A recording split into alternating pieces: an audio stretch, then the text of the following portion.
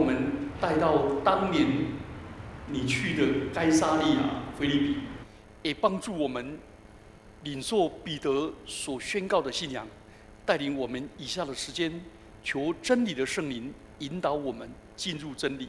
奉基督耶稣的名祈祷，阿们。诸位弟兄姐妹平安。我们今天所读的经文是发生在凯撒利亚腓立比。凯撒利亚这个字的意思就是凯撒的城。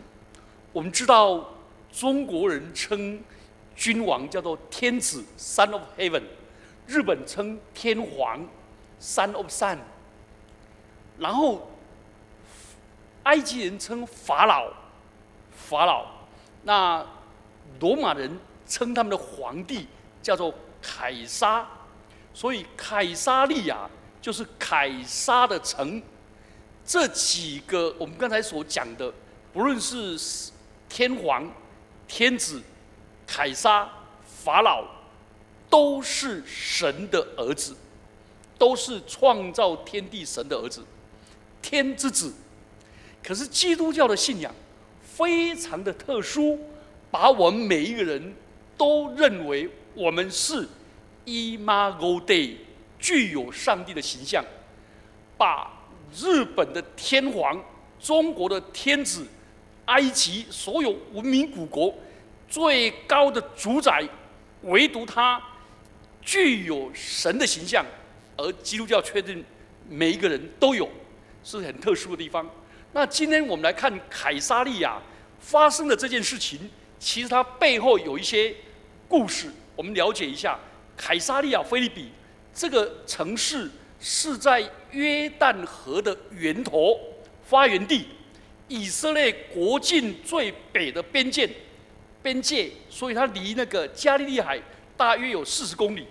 那是一个外邦诸神汇集、群魔乱舞的地方。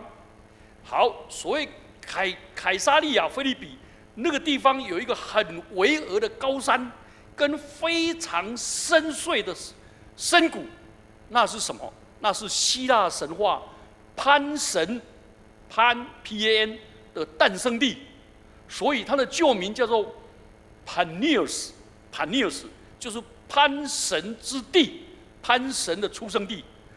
而那个潘神是谁呢？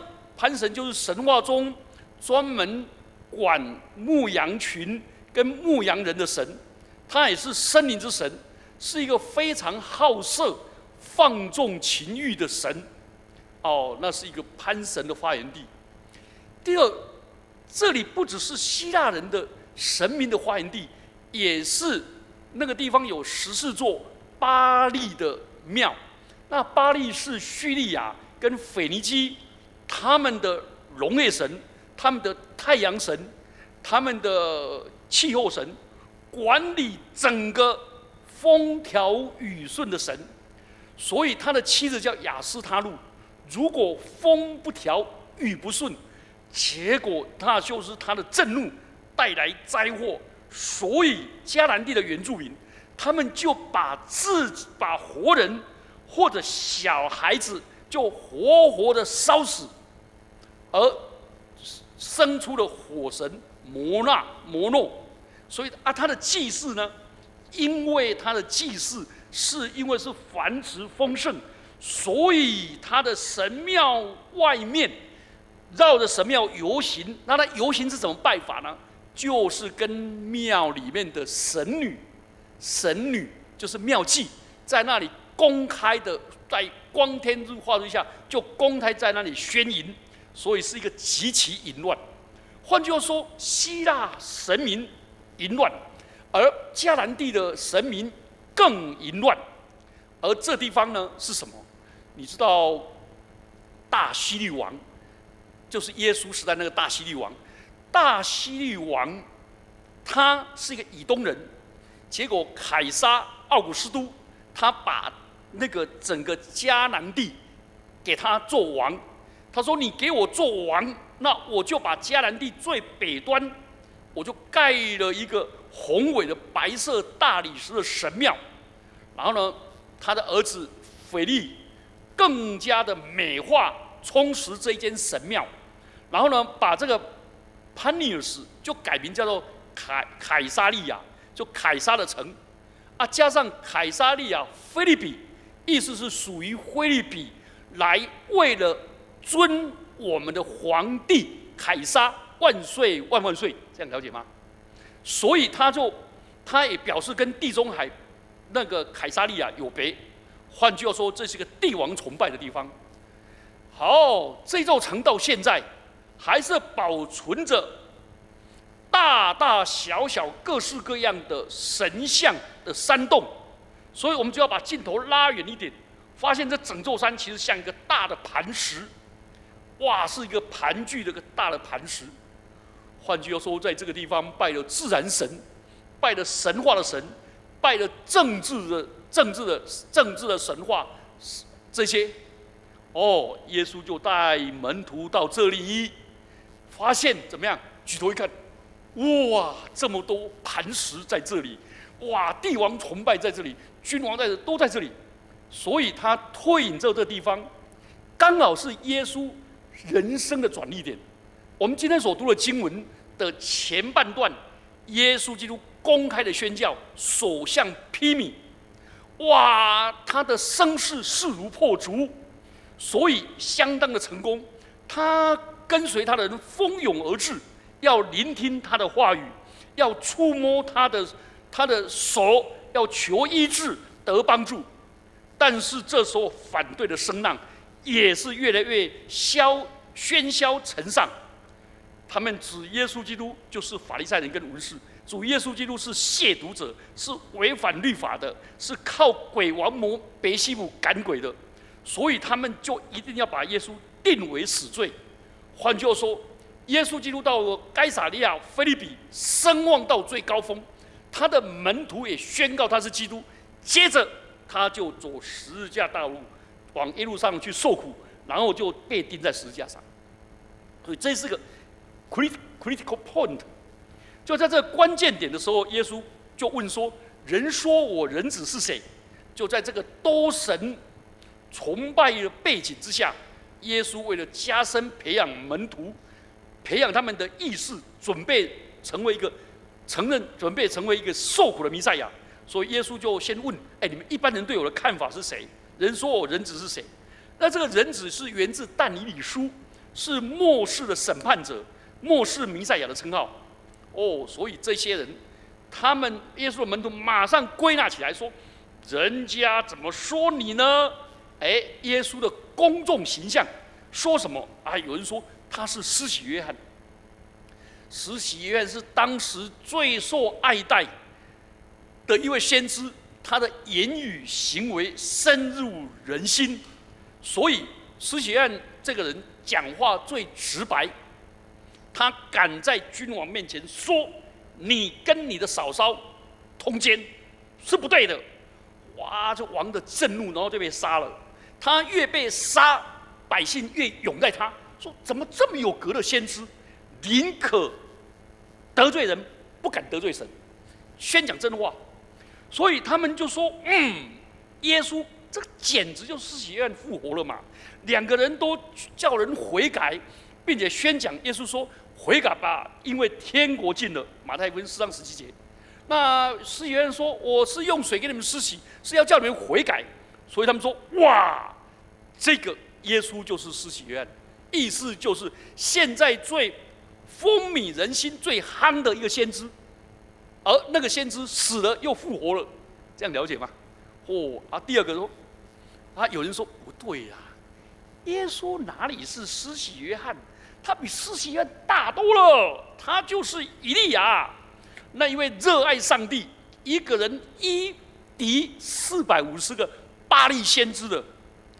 哇，这个人他3年不祷告就不下雨，他可以行神迹，是最能够行神迹、异能奇事的大人物。而且圣经上旧约里面告诉我们，弥赛亚要来之前，一定是以利亚先到，耶稣基督就是以利亚，这样了解吗？他是最伟大的先知从最流行的先知到了最伟大的先知，那有人说，不，他是耶利米。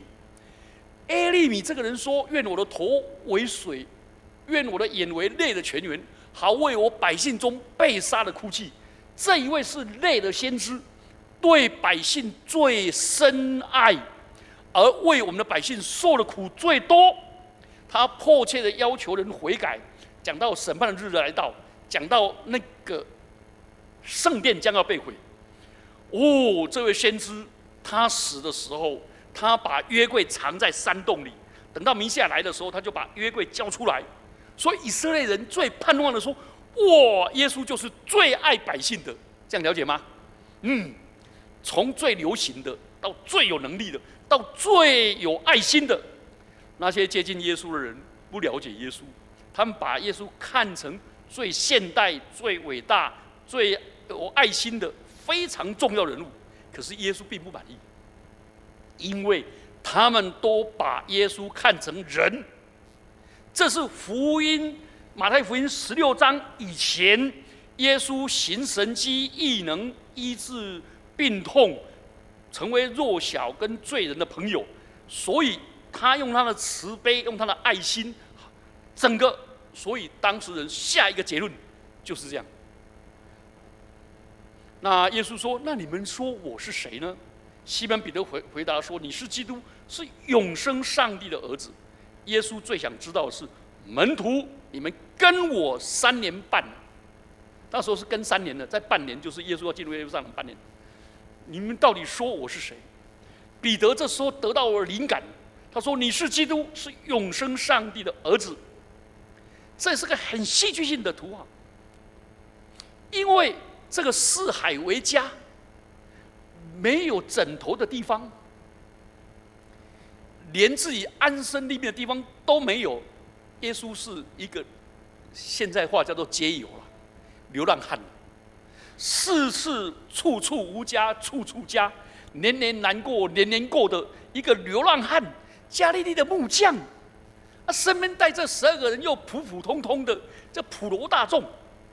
奇怪，而且那时候犹太的领袖们把耶稣当作危险分子，这危险的异端，用计谋想灭他。而耶稣呢，真的是明知山有虎，偏向虎山行，又要进耶路撒冷。就在这时刻背后呢，就是这些诸神的崇拜前面呢，耶路撒冷准备要杀他。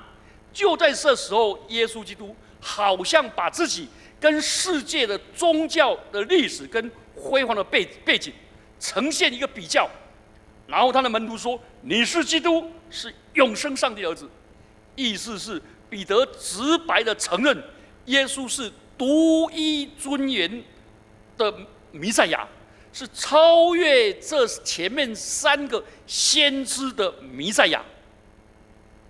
所以他是施洗约翰准备他的来临，并且替他解鞋带也不配。他是以利亚所预备道路的那个以利亚，是他开路先锋而已。那耶利米就是要把约柜交给他的，这样了解吗？你们前面只看到那些雅基格矮，听懂吗？看完了说：“哇，好感动哦！”都跑掉了。结果真正的那个主角要出来，你们没有来，这样子。我有一个很老的属灵长者叫魏德凯牧师，他在四川传道的时候，都说6点准时开饭，结果他就准时6点到6点半，等到6点半，结果只吃了两个花生跟1个糖，那8点他要去聚会，他就跑掉了。他说：“你们中国人很奇怪，每次请我吃大餐就只有2个花生。”他不晓得我们6点半都8点才开饭，8点以后饭菜才出来了，对不对？可惜他8点要走了，所以他就吃到这个。他说彼得就说：“你前面讲那几个是小菜啦，后面才是大餐呐。前面那几个是那个跑龙套的，在那边雅基格在那边喊的，真正的主角，对不对？出现的是耶稣基督。所以他认为耶稣基督充满有完美的人性。”施行救恩计划，是以色列人所等候的救世主。你知道，耶稣在门徒在平息风浪的时候，就朝拜他说：“你真是上帝的儿子。”好，彼得加上个永生的上帝，意思是什么？那个潘神哦，是想象的上帝，这样了解吗？而那个巴利好像这次7月，现在不7月鬼门关嘛？我有个朋友在开锁的时候，牧师啊，有人叫我开锁了，我说开哪里？开门啊？哪一个门？他说鬼门啊，他吓得不敢去。其实他听错了，是水门啊，水门啊。他说我这个，他都怕得要命。耶稣基督说，让彼得说，你是永生的上帝，你不是人想象出来的上帝，你也不是自然的上帝。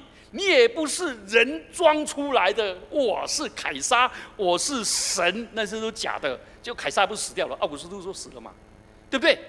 你是永远活生生的上帝的儿子。这样讲。好，耶稣就说：“西门巴约拿，巴我们知道巴是什么？儿子的意思啊。说约拿的儿子，好，巴就希伯来文的 Ben， 那个阿拉伯话叫什么？宾。所以宾拉登就是拉登的儿子，了解吗？宾拉登的儿子呢？有人说宾拉登没有啦，叫宾欧沙玛啦。他是因为他名字叫欧沙玛宾拉登嘛。这宾这个亚兰文叫巴拿巴，巴拉巴。所以他说约拿的儿子西门，你是有福的。耶稣赞赏他，为什么？因为你会认出我是基督，永生上帝的儿子。这不是属血肉的指示你的，是我天上的父指示的。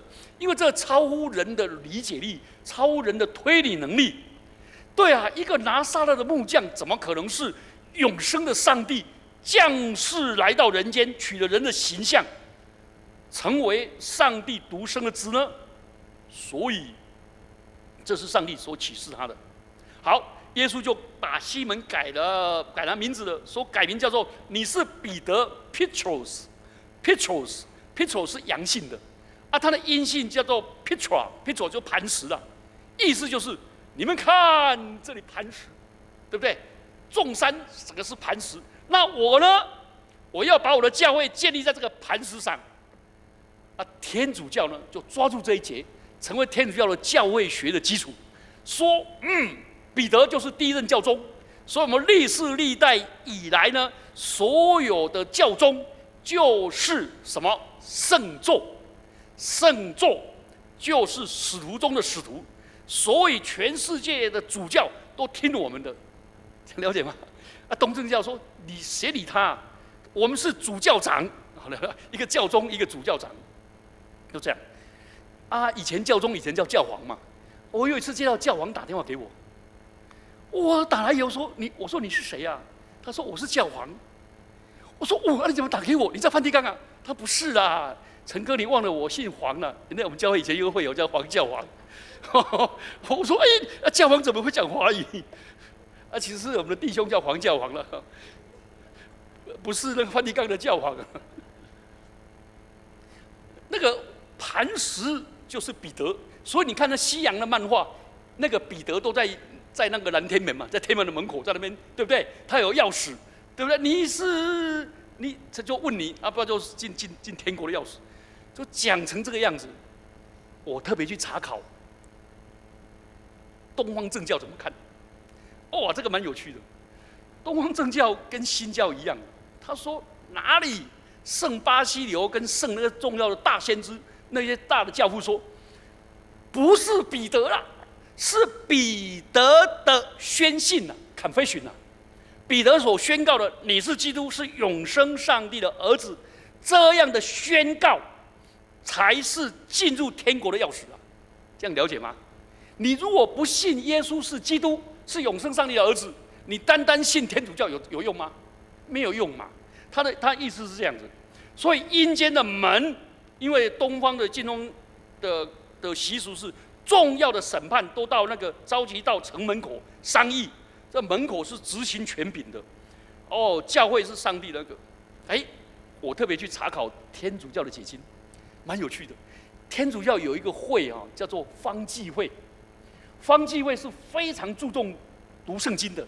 还有个耶稣会，我发现方志荣神父这个旧约的博士，跟一个新约的博士林思川，他都说这段经文。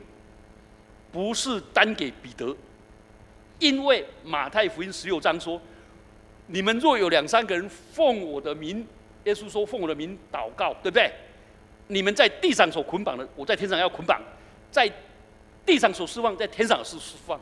所以这2个忠于圣经的神父学者啊，就说这样的权柄不只交给彼得，也交给谁？交给教会的会议，2、3个人祷告嘛。啊，这2个是很那个啊，其他的我看的都照天主教那个。好，我们知道上下文这样读下去，原来整个彼得的权柄是指着什么？是指着彼得的宣告啊，那个钥匙释放跟捆绑，天主教把它解释是什么？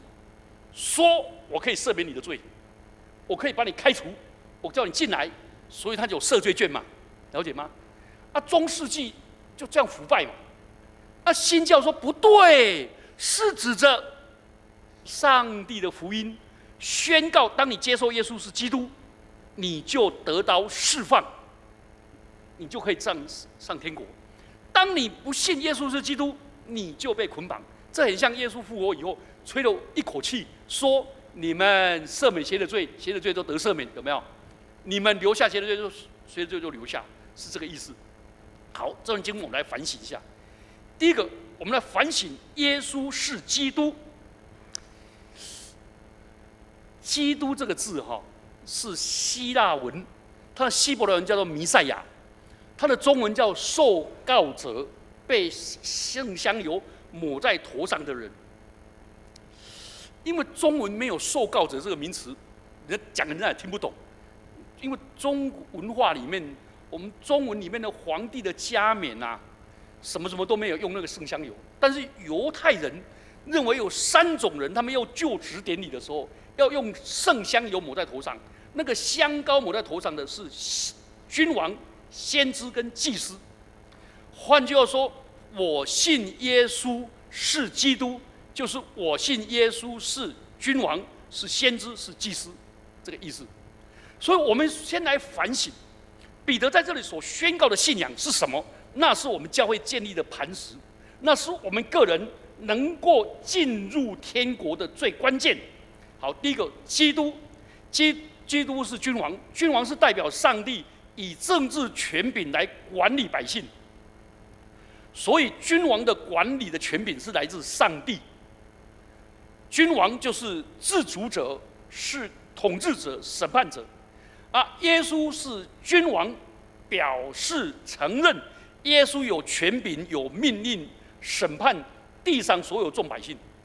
那耶稣是君王，是指着耶稣基督是从死里复活，以复活的大能显明他是上帝的儿子，他是君王，表示连死亡的死都拘禁不了他，他是一个唯一突破鬼门关，拿着死亡的钥匙的。这样了解哈？他是生命在我，复活在我。他说我是生命，我是复活。所以我们7月的时候在普渡的时候说暮年救母，打破鬼门关嘛，所以鬼门都在乱窜嘛，对不对？其实真正打破鬼门关的是耶稣基督，因为耶稣基督从死里复活，并且永远不再死。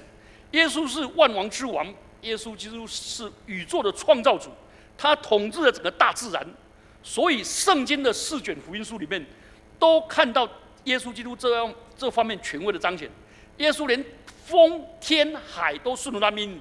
马太福音8章27节，耶稣说：“风啊，阻止吧，不要再起风了。”了解吗？曾起风啊，阻止了。不要起风了，止住吧。浪啊，平静吧。结果就怎么样？风平浪静。那就是耶稣基督把他的权柄彰显出来。耶稣也使水变酒，对不对？我们知道水是 H2O， 那酒呢是 C2H5OH 嘛，整个的改变，管理自然。所以耶稣基督就是那一位胜过死亡、掌管死亡钥匙那一位权柄，他是万王之王、万神之主。好，耶稣是先知，所以意思就是说，彼得在告诉我们说：你有没有相信耶稣是君王？死而复活的君王。而那个马太福音写作的时候，已经是主后80多年了。所以那时候很清楚知道耶稣从死里复活。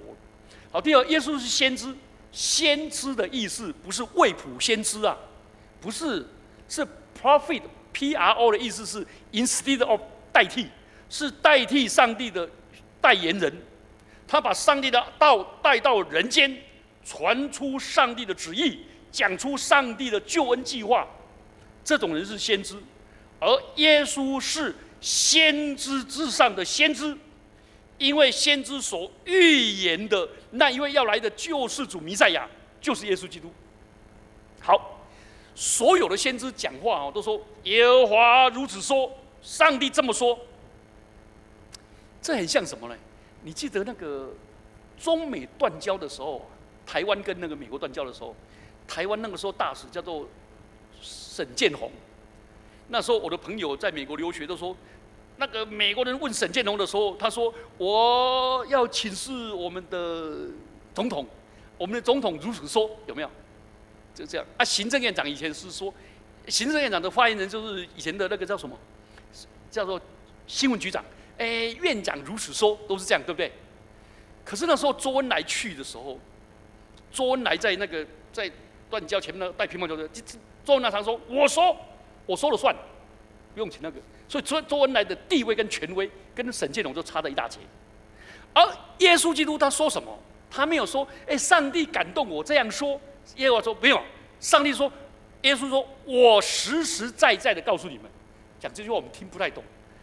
希伯来人说 Amen, Amen, I say to you。他把先知讲完道又说阿门，他把那个阿门拿到前面讲啊，他把祭司祷告完了说阿门，他把阿门拿到前面讲，意思说我讲的话就是上帝讲的啦，能了解吗？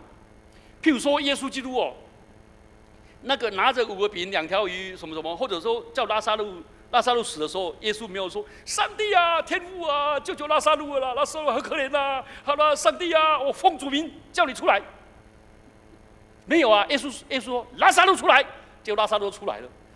还有一个牧师说，还好耶稣没有说死人出来，全世界死人都出来了，那还得了，对不对？拉撒路出来了，他出来了，对不对？就他这个先知是直接，别的先知是奉主名，耶稣就是奉自己的名啊。就是我这样讲啊，那我们现在我们这些基督徒小先知呢，讲话都不太像先知，对不对？我想可能大概或许是，但是也许不见得，仿佛大家都以为，但是我们不敢讲，讲个等于没讲。耶稣基督就这样子，这个先知就这样讲。耶稣基督是祭司，我们知道旧约里面祭司是什么样的人？祭司是代表人来到上帝面前做什么？献祭的人。所以他是站在神那个人中间的中保。所以先知是代表神，而祭司是代表人。所以呢，你有没有发现，先知对君王都是批判，祭司对君王都是拥护，这2个立场都不一样。好，那个先知是中保，是代求者，他也把上帝的律法执行或者带到人的实际生活中。那耶稣基督是谁？先知只有以色列的12个支派的利未支派的亚伦的后裔可以当先知，耶稣基督是犹大支派的，怎么可以当先知呢？怎么可能呢？原来耶稣基督是照着麦基洗德的等次，所以他的职分超过亚伦。为什么？因为亚伦的祖先就亚伯拉罕嘛，亚伯拉罕在打败4王5王的时候回来的时候，遇到大祭司麦基洗德，他就在他面前怎么样俯伏跪拜，并且恭敬的献上1/10。所以众祭司是亚伦的后裔，而耶稣基督是超越亚伦的。还有众祭司呢，每次要献祭以前要先为自己赎罪，因为自己有罪，对不对？你知道那个施洗约翰的爸爸，他们当时去献祭那个祭司轮进去的时候，每个祭司都要带脚铃铛呢，一边走路一边祷告的时候，叮叮当，叮叮当，铃声多响亮。你知道为什么？因为怕他有罪被上帝击杀了，他们在外面所有祭司都跪下来祷告啊，说主啊，赦免陈启峰，哇，你他犯罪啊，在讲神的道啊，被上帝击杀了，这样了解吗？所以就这样子。而耶稣有没有？耶稣没有罪啊，他是无罪的祭司，所以他超越所有的祭司。所有的祭司所献的祭都是牛羊，对不对？牛羊不然就献素祭。耶稣基督献的自己是什么？看哪，上帝的羔羊，背负世人罪人。耶稣献上自己。所以，教会所宣讲的，彼得所宣讲的是什么？耶稣的生，他是先知，他传讲上帝的圣言真理。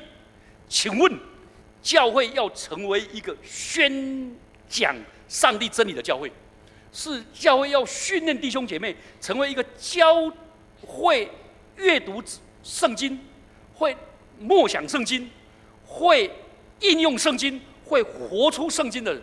所以我巴不得我们教会是一个宣讲圣经，而且训练更多人出来教导圣经的人。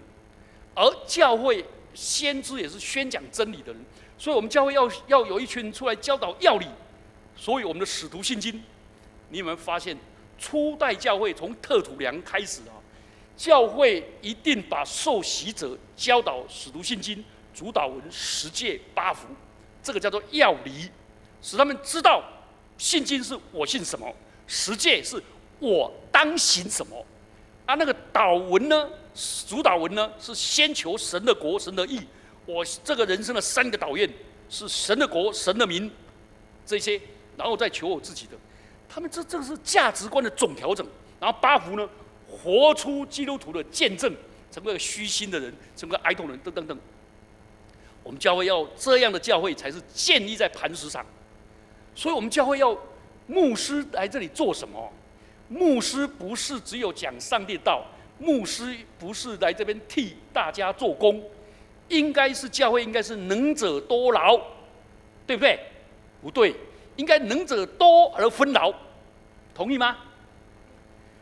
应该是更多人出来宣讲神的话语，更多人出来教导神的话语。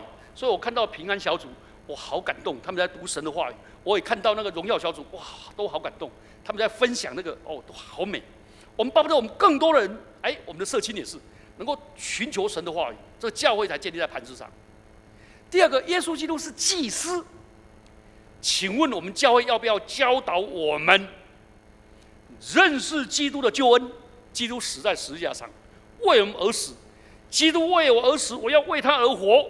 所以教导弟兄姐妹成为一个献祭的人，是成为一个参与崇拜的人。参与崇拜的人，信耶稣2个事情一定要主权交出来，才叫做信耶稣了。一个是我的时间要不要交出来参加崇拜，第二个我的钱财要不要交出来11奉献。因为你的财宝在哪里，心就在哪里，同意吗？你的时间在哪里，你的心就在哪里。你花的时间跟花的钱财，基督是祭司，教会建立在这个磐石上，教会应该是一个使别人因我蒙福的人。所以我们教会的弟兄姐妹的婚姻观是，哪一个人娶到我，他有福了；哪一个人嫁给我，他有福了。我在哪一个工作，那个工作就因我蒙福，而不是我早夜工作，钱多事少，怎么样？离家近，数钱数到手。前几天有人说，我真的有一个人说祝福你财源滚滚，数钱数到手抽筋。结果那个人马上赖回他说：“你不要咒诅我，我们的点钞机真的坏了，我从早上数到现在4点还没有数完啊！”财源滚滚，都是数别人的钱，而是使别人因我蒙福，成为福星，这才是祭司啊！祭司是个灵修祷告的人，我们教会要训练弟兄姐妹会灵修会祷告，而不是听牧师讲到哇好精彩哦。牧师每一个礼拜都提一桶牛奶都往下泼，大家嘴巴嗷嗷待哺，说然后吃了都1个礼拜活下去。我哪里这样子？每天自己吃干粮啊，对不对？我们教会要训练这样的人。